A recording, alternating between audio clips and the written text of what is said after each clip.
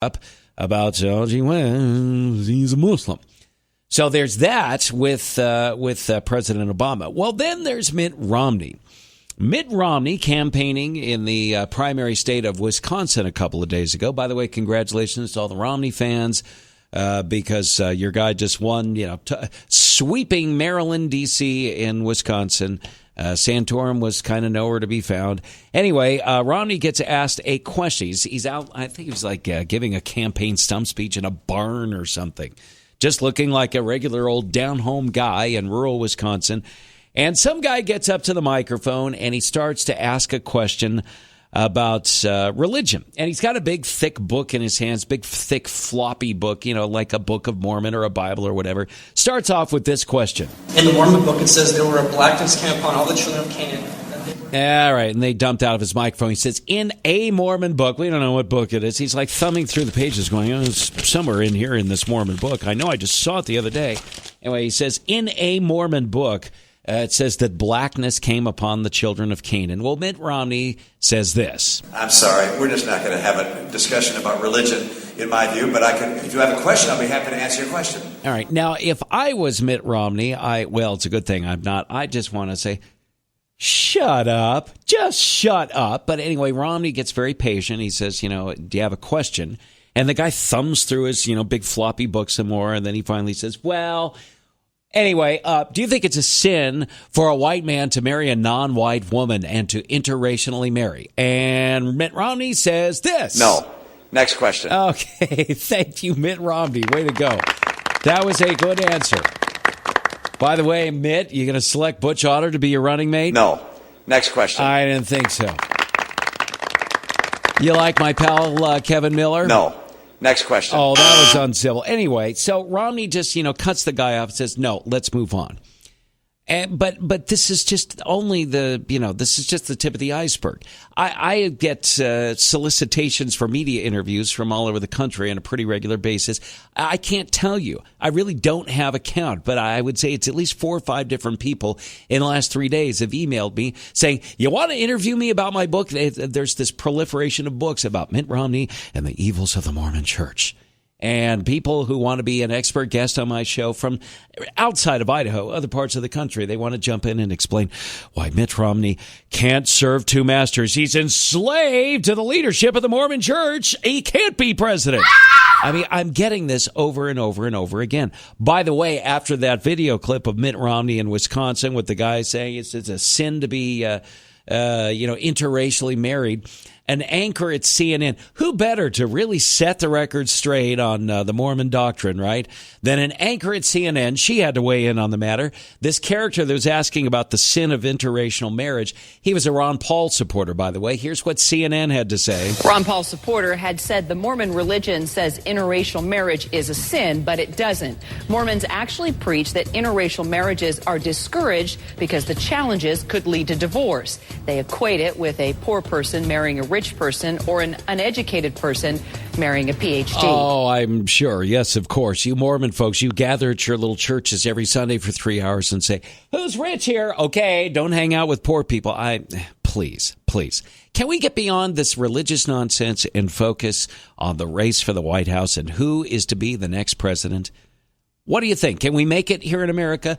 580-5436 is the number. It's 580-5436. Toll free, 888-580-5436. Back with more in moments on the Austin Hill Show. 549 and Robin Scott has traffic.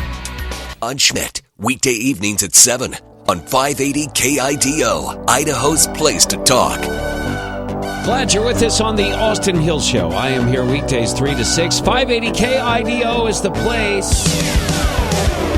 Can we get beyond the talk of religion and certain people's religious affiliations and focus on the race for the presidency? Mormons actually preach that interracial marriages are discouraged because the challenges could lead to divorce. They equate it with a poor person marrying a rich person or an uneducated person marrying a PhD. Okay, it's CNN, of course, the authority on things Mormon. I'm sure I certainly got the memo on that, didn't you? Can we just get beyond this and talk about what the presidency should be about, or what our country should be about? Jared is up next on the Austin Hill Show. Hello, sir. Hi, how you doing? I am well. What's going on? Well, I'm driving today, and I've been listening to the show, and I'm a former Mormon of 34 years. I actually left about a year and a half ago, and I'm kind of rubbed the wrong way today because it seems like there's some hypocrisy, not necessarily from you and your show, because I know I don't think you've been here for 4 years since Obama was getting elected, but I remember people making such a big deal about Obama and his religion and focusing on, Jeremiah Wright and the radical stuff that he was saying. As a Mormon, as a former Mormon, some of these things I think are actually valid, like what CNN said. It seems like you're making light of it, but actually that's what we were taught. I mean, these were things taught in the 80s and 90s.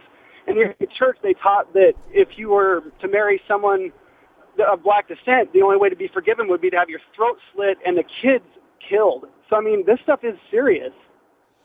That's very interesting. I guess to me, you were taught that as a Mormon, that if you married a black woman, you would need to have your throat cut? Now they've definitely filtered things and changed their stance on things, but that's what Brigham Young taught. If you get into the Journal of Discourses, that kind of stuff was taught. The thing that the person was asking in that interview with Mitt Romney, that is in the Book of Mormon, or it's in the Pearl of Great Price, which is part of the Book of Mormon. It's all in the same book, but they're kind of separate books.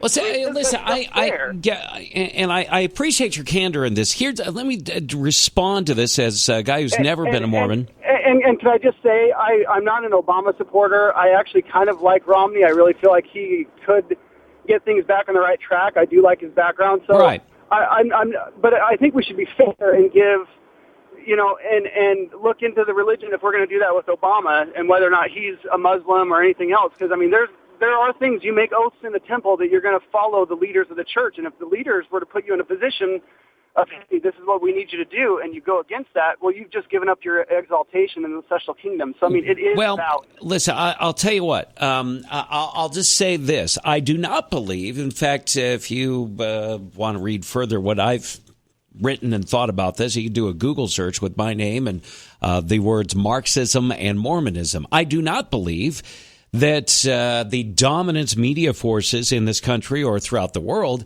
have adequately investigated the Marxist underpinnings of Barack Obama, even vis-a-vis his church affiliation, Jared. And along with that, I mean, I don't know what you're saying about the Mormon Church and the things that are in the text of the Book of Mormon. I certainly can't claim to be an expert on that, but I can tell you this: one could look at my Christian Bible, pull something completely out of context, and say, "Well, see, you obviously condone stoning people to death, or you condone incest, or any of a number of things." You can go extrapolate some really seriously problematic things by today's standards out of verses from the Old Testament, the New Testament, and the like. So you raise a very valid point, Jared. I don't think that there has been adequate examination of President Obama and his religious affiliations, quite frankly. But I appreciate the call. It's 5